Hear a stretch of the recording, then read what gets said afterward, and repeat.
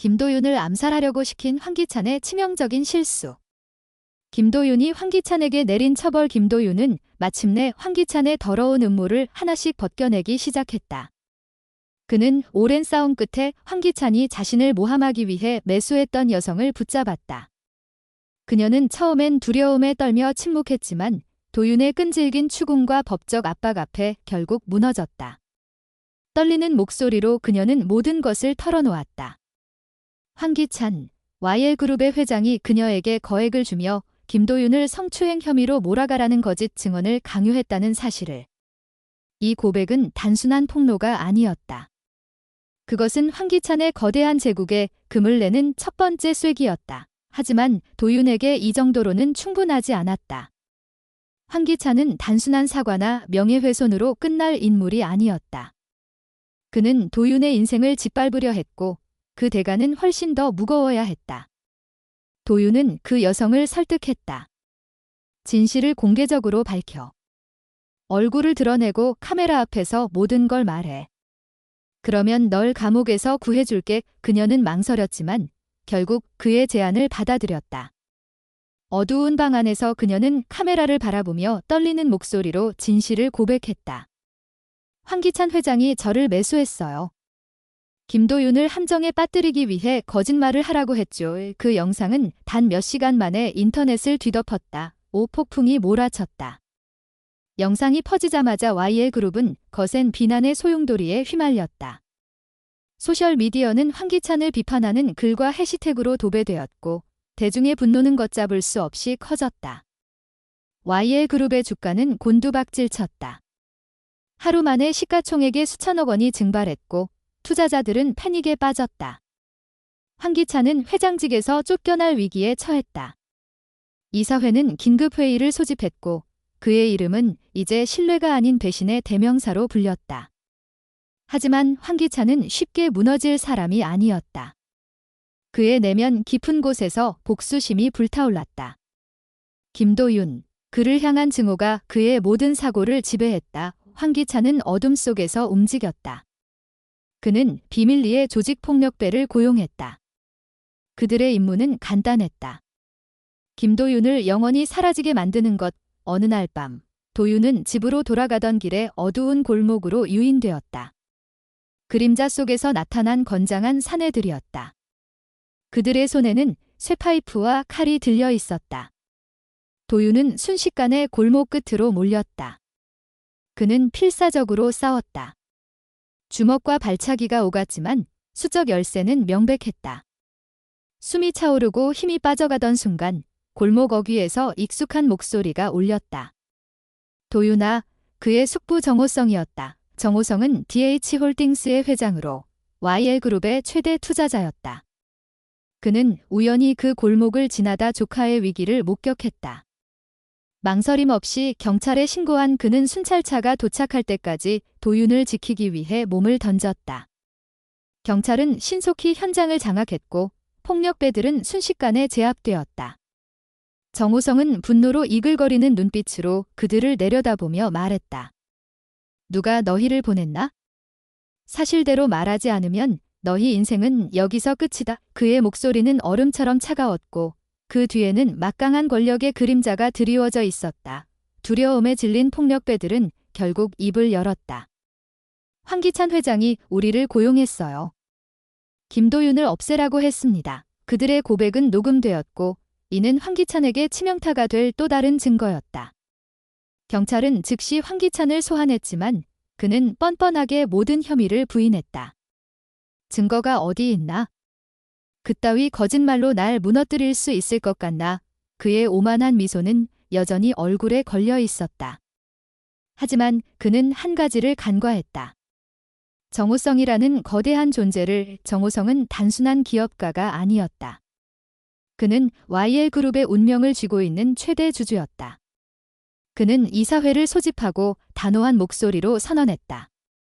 황기찬은 더 이상 YL그룹의 회장으로 적합하지 않다. 그의 부패와 범죄는 우리 회사의 명예를 더럽혔다. 즉시 해임하지 않으면 DH홀딩스는 모든 투자를 철회하겠다. 그의 말은 협상이 아니라 최후 통첩이었다. 이사회는 숨을 죽였다. 정우성의 투자 철회는 YL그룹의 붕괴를 의미했다.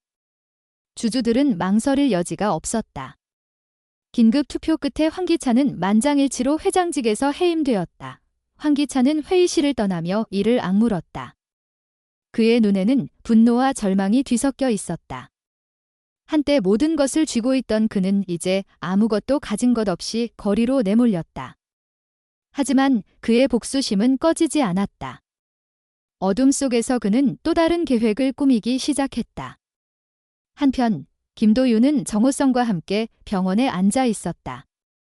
그의 얼굴에는 상처가 남아 있었지만 눈빛은 단단했다. 숙부님, 이 싸움은 아직 끝나지 않았어요. 정호성은 고개를 끄덕였다. 그래, 도윤아. 하지만 이제 너 혼자가 아니야. 그들의 싸움은 이제 새로운 국면으로 접어들었다. 황기찬의 몰락은 끝이 아니라 또 다른 전쟁의 시작이었다. 진실은 서서히 드러났지만 그 뒤에 숨겨진 더 깊은 음모가 그림자를 들이우고 있었다. 도윤은 결심했다.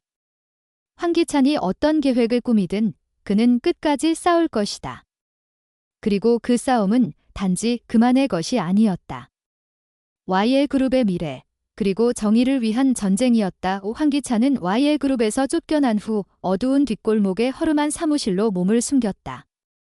한때 화려한 회장실에서 모든 것을 호령하던 그는 이제 폐허 같은 공간에서 복수심에 불타고 있었다. 그의 눈은 붉게 충혈되어 있었고 손에는 위스키 병이 들려 있었다. 그러나 그의 머릿속은 놀라울 정도로 냉정했다. 그는 패배를 받아들이지 않았다. 김도윤과 정호성, 그들이 자신을 무너뜨렸다고 믿었지만 그는 아직 포기하지 않았다. 이건 끝이 아니야. 그는 중얼거렸다. 내가 가진 마지막 카드를 꺼낼 때가 됐어. 황기찬은 오래전부터 비밀리에 준비해온 비밀 계좌를 떠올렸다. YL그룹의 비자금이 숨겨진 그 계좌는 그의 마지막 무기였다. 그는 익명의 해커를 고용해 그 돈을 이용해 김도윤을 완전히 파괴할 계획을 세웠다. 하지만 그는 한 가지를 간과했다. 도윤은 이미 그의 모든 움직임을 예의주시하고 있었다. 정호성의 지원 아래 도윤은 YL그룹 내부의 스파이를 통해 황기찬의 은밀한 거래를 추적하고 있었다. 그 스파이는 다름 아닌 황기찬의 오랜 비서였던 최윤아였다. 그녀는 황기찬의 비리를 알면서도 오랫동안 침묵했지만 도윤의 설득과 정의에 대한 갈망에 마음을 바꿨다. 최윤아는 한밤중 도윤에게 은밀히 연락했다. 황기찬이 움직이기 시작했어요. 비자금 계좌를 통해 무언가를 계획하고 있어요. 하지만 정확히 뭔지는 모르겠어요. 그녀의 목소리는 떨렸지만 결심은 단단했다. 도윤은 즉시 정호성과 함께 팀을 꾸렸다. 그들은 해커를 고용해 황기찬의 계좌를 역추적하기 시작했다. 몇 시간에 걸친 치밀한 작업 끝에 그들은 충격적인 사실을 발견했다. 황기찬은 비자금으로 해외의 용병 조직과 접촉하고 있었다. 그의 목표는 단순히 도윤을 제거하는 것이 아니었다. 그는 YL그룹의 주주총회를 폭파해 정호성과 주요 투자자들을 모두 없애려는 광기 어린 계획을 세우고 있었다. 도윤은 숨을 삼켰다. 이건 단순한 복수가 아니야? 이건 테러야. 정호성은 굳은 얼굴로 고개를 끄덕였다. 그를 막아야 해, 도윤. 시간이 없어. 그들은 즉시 경찰과 협력해 주주총회 장소인 YL그룹 본사의 보안을 강화했다. 하지만 황기찬은 이미 한 발 앞서 있었다. 그는 용병들에게 정확한 시간과 장소를 전달했고 그들은 이미 서울로 잠입해 있었다. 주주총회 당일 YL그룹 본사는 겉으로는 평온했지만 내부는 긴장감으로 가득했다. 도윤은 경찰과 함께 건물 곳곳을 점검하며 용병들의 흔적을 찾았다. 그러던 중 그는 지하 주차장에서 수상한 검은 밴을 발견했다. 밴 안에는 폭발물로 의심되는 장치가 실려 있었다. 도윤은 즉시 경찰에 연락했지만 시간이 촉박했다. 그는 자신의 목숨을 걸고 밴 안으로 뛰어들어 폭발 장치를 해체하려 했다. 땀이 그의 이마를 타고 흘렀고 손은 미세하게 떨렸다. 10초, 9초, 시계가 똑딱거리는 소리가 그의 심장 박동과 뒤섞였다. 마침내 그는 마지막 전선을 끊었고 폭발 장치는 정지했다. 건물은 안전했다. 하지만 그 순간 어둠 속에서 그림자가 움직였다. 황기찬이었다. 그는 도윤이 폭발 장치를 해체하는 모습을 멀리서 지켜보고 있었다. 그의 손에는 권총이 들려 있었다. 내가 여기까지 올 줄은 몰랐어. 도윤의 그의 목소리는 차갑고 날카로웠다. 도윤은 천천히 몸을 돌렸다. 이제 끝이야, 황기찬. 더 이상 도망칠 곳은 없어. 하지만 황기찬은 미소를 지었다. 정말 그렇게 생각하나? 그 순간 그의 뒤에서 용병 한 명이 나타났다.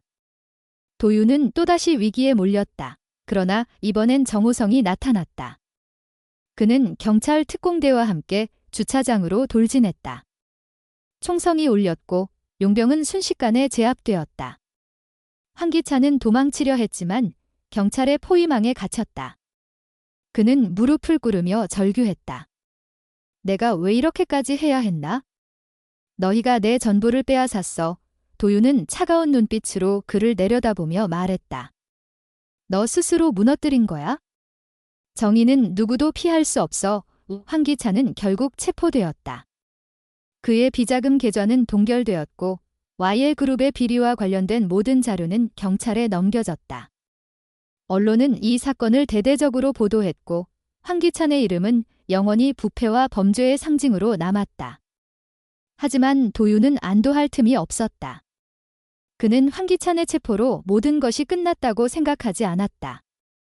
YL그룹 내부에는 여전히 그의 충성파들이 남아있었고 그들은 또 다른 음모를 꾸미고 있었다. 한편 최윤아는 도윤에게 마지막 정보를 전했다. 황기찬이 체포되기 전에 누군가에게 메시지를 보냈어요. 그게 누구인지는 모르지만 조심하세요. 도윤은 그녀의 말을 곱씹으며 창밖을 바라보았다. 서울의 야경은 아름다웠지만 그의 마음은 여전히 불안으로 가득했다. 그는 정호성과 함께 YL그룹의 새로운 경영진을 구성하기로 했다. 하지만 그 과정에서 그는 예상치 못한 적과 마주하게 된다. 바로 황기찬의 숨겨진 동맹, 그의 여동생 황서연이었다. 황서연은 오빠와 달리 조용하고 치밀한 인물이었다. 그녀는 YL그룹의 비밀을 모두 알고 있었고 오빠의 몰락을 복수로 갚으려 했다. 그녀는 도윤을 제거하기 위해 새로운 계획을 세웠다. 이번엔 폭력이나 돈이 아닌 정보와 심리전을 이용한 복수였다. 그녀는 도윤의 과거, 그가 숨기고 싶어 했던 비밀을 파헤치기 시작했다. 도윤이 YL그룹에 입사하기 전 그의 가족과 관련된 비극적인 사건이 있었다는 것을 알아낸 것이다. 서연은 도윤의 약점을 쥐고 그를 협박하기 시작했다. 내가 계속 우리 가문을 건드리면 내 가족의 비밀을 세상에 공개할 거야. 그녀는 도윤에게 익명의 편지를 보냈고 그 안에는 그의 어머니가 과거 YL그룹의 비리와 연관되었다는 증거로 보이는 문서가 들어 있었다. 도윤은 충격에 빠졌다. 그는 어머니가 단순한 피해자라고 믿었지만 서연의 문서는 그의 믿음을 흔들었다. 도윤은 정호성에게 이 사실을 털어놓았다. 숙부님, 이게 사실이라면 제가 지금까지 싸워온 게 다 무슨 의미였던 걸까요? 정호성은 단호하게 대답했다. 진실이 뭐든 넌 정의를 위해 싸웠어. 그걸 의심하지 마. 그는 도윤과 함께 황서연의 음모를 파헤치기 시작했다. 그들은 서연이 조작한 문서를 추적했고 그녀가 YL그룹의 비자금을 이용해 도윤의 어머니를 함정에 빠뜨리려 했다는 사실을 알아냈다. 마지막 대결은 YL그룹의 예창고에서 벌어졌다. 도윤은 서연을 만나기 위해 홀로 창고로 향했다. 그곳에서 서연은 차가운 미소를 지으며 말했다. 넌 우리 가문을 무너뜨렸지만 결국 너도 깨끗하지 않아. 내 어머니의 비밀을 세상에 알리면 넌 영원히 오명을 뒤집었을 거야. 하지만 도윤은 흔들리지 않았다. 너희 가문의 더러운 비밀은 이미 끝났어. 이제 남은 건 진실뿐이야. 그 순간 정호성이 이끄는 경찰이 창고로 돌입했다. 서연은 체포되었고 그녀가 조작한 문서는 모두 가짜로 밝혀졌다. 도윤의 어머니는 무고한 피해자였고 YL그룹의 비리와는 아무런 관련이 없었다. 도윤은 안도의 한숨을 내쉬었지만 그의 싸움은 아직 끝나지 않았다. YL그룹은 새로운 경영진 아래 재건되기 시작했지만 그 뒤에는 여전히 어두운 그림자가 드리워져 있었다. 도윤은 창고를 나서며 하늘을 올려다보았다. 그의 눈에는 결연한 빛이 담겨 있었다. 이건 끝이 아니야. 진짜 정의는 이제부터 시작이야. 그의 목소리는 바람에 실려 퍼져나갔다. 그리고 어둠 속에서 또 다른 누군가가 그를 지켜보고 있었다. 새로운 적인지 아니면 뜻밖의 동맹인지 그것은 아직 드러나지 않았다. 하지만 한 가지 확실한 것은 도윤의 전쟁은 이제 더 큰 무대로 옮겨가고 있다는 점이었다. 김도윤은 창고를 빠져나와 차가운 밤 공기를 들이마셨다. 그의 심장은 여전히 빠르게 뛰고 있었다.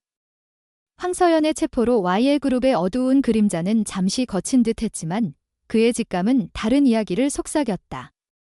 어둠 속에서 그를 노려보던 눈빛, 그 미묘한 기운은 단순한 우연이 아니었다. 그는 휴대폰을 꺼내 최윤아에게 메시지를 보냈다. 아직 끝난 게 아니에요. 누군가 우리를 지켜보고 있어요. 답장은 즉시 왔다. 조심하세요. 황씨 가문은 절대 쉽게 무너지지 않아요. 다음 날, 도윤은 정호성과 함께 YL그룹의 새 경영진 회의에 참석했다. 하지만 회의실에 들어서자마자 그는 이상한 기운을 감지했다. 새 CEO로 임명된 박태준, 그의 미소는 지나치게 부드러웠고 눈빛은 날카로웠다. 도윤은 그의 이력을 떠올렸다. 박태준은 황기찬의 오랜 동료이자 YL그룹의 비밀을 공유했던 인물이었다. 이자가 왜 여기 있지? 도윤의 의심은 점점 커졌다. 그날 밤, 도윤은 익명의 제보를 받았다. 한 장의 사진과 짧은 메시지였다. 사진에는 박태준이 황기찬과 미뢰하는 장면이 담겨 있었다. 메시지는 간단했다. 그는 황기찬의 꼭두각시야. 조심해. 도윤의 머릿속은 빠르게 회전했다. 박태준이 YL그룹의 새 수장으로 앉은 건 단순한 승진이 아니었다. 황기찬은 여전히 그림자 속에서 모든 것을 조종하고 있었다. 도윤은 정호성에게 이 사실을 알렸다. 정호성은 침착하게 고개를 끄덕였다. 좋아, 도윤. 이번엔 우리가 선수를 쳐야 해. 그들은 박태준의 사무실에 몰래 잠입해 그의 컴퓨터를 해킹했다. 그 안에는 충격적인 자료가 있었다. 황기찬이 해외에 숨겨둔 또 다른 비자금, 그리고 박태준이 이를 이용해 YL그룹을 다시 장악하려는 계획이었다. 하지만 더 놀라운 것은 그들이 도윤을 제거하기 위해 국제적인 암살 조직과 접촉했다는 증거였다. 도윤은 이를 악물며 일어섰다. 그의 손에는 여전히 제보자의 메시지가 쥐어져 있었다. 이 전쟁은 끝나지 않았다. 그리고 이제 새로운 적이 그의 앞에 나타났다. 과연 그는 이 위기를 벗어날 수 있을 것인가? 어둠 속에서 또 다른 그림자가 움직이고 있었다.